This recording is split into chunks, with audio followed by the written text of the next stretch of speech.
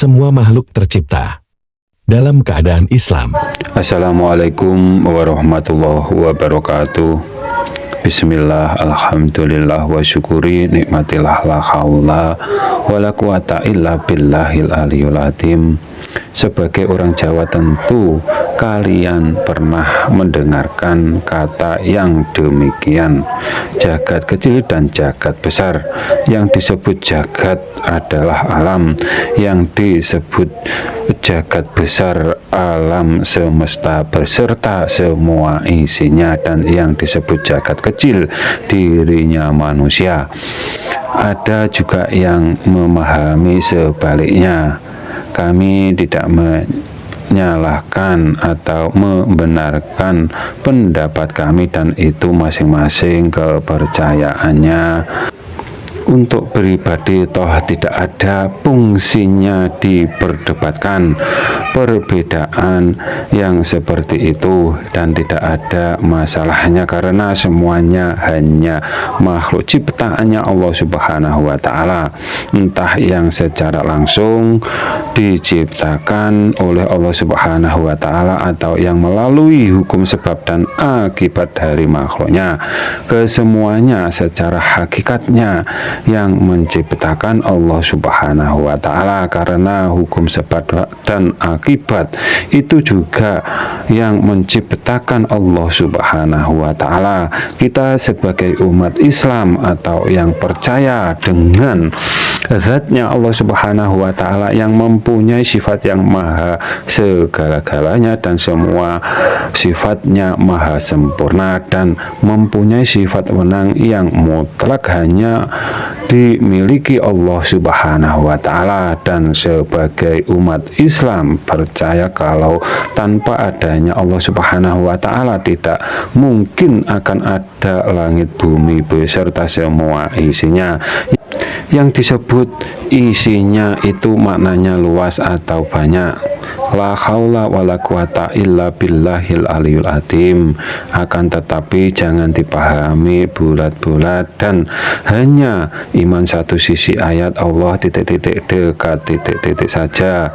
Sisi ayat Allah titik-titik di atas titik-titik juga wajib diimaninya, karena kedua sisi ayat itu dari firman atau perkataannya Allah Subhanahu wa Ta'ala, dan pahami zatnya Allah Subhanahu wa Ta'ala maha menyempitkan. Jangan dipahami menyatu, karena maha dekat atau maha menyatu tidak disebutkan di sifat zatnya Allah Subhanahu wa Ta'ala, dan jangan pahami seperti makhluk sifatnya Allah Subhanahu wa Ta'ala.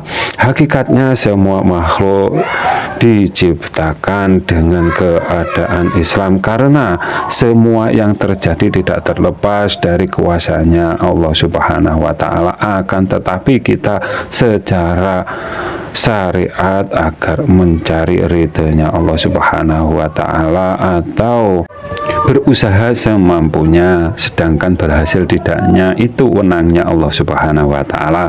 Kita sebagai umat Islam yang di akhir zaman diwajibkan membaca surat Fatihah 17 kali dalam sehari yang diwajibkan.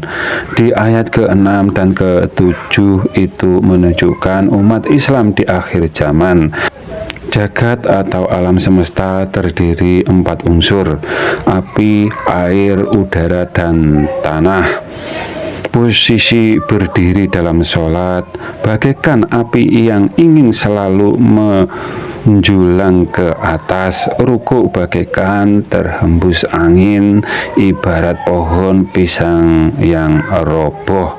Dua sujud laksana air yang naik atau menguap ke atas dan turun laksana hujan.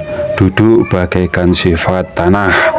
Mengapa di umatnya Nabi yang dulu tidak diajarkan? Karena Allah Subhanahu wa Ta'ala Maha tahu dan tahu kebutuhan umat manusia di zamannya masing-masing. Kita tidak diwajibkan melakukan yang dilakukan Nabi yang sebelumnya, baginda Nabi Muhammad Shallallahu Alaihi Wasallam, akan tetapi tidak boleh mencela atau menghukumi sesat yang dilakukan mereka, karena sebelum umat Nabi yang lain menyelisihi dengan yang diimani nabinya masing-masing juga disebut beragama Islam, karena memang yang disebut Islam itu iman dengan yang menciptakan semua dalil.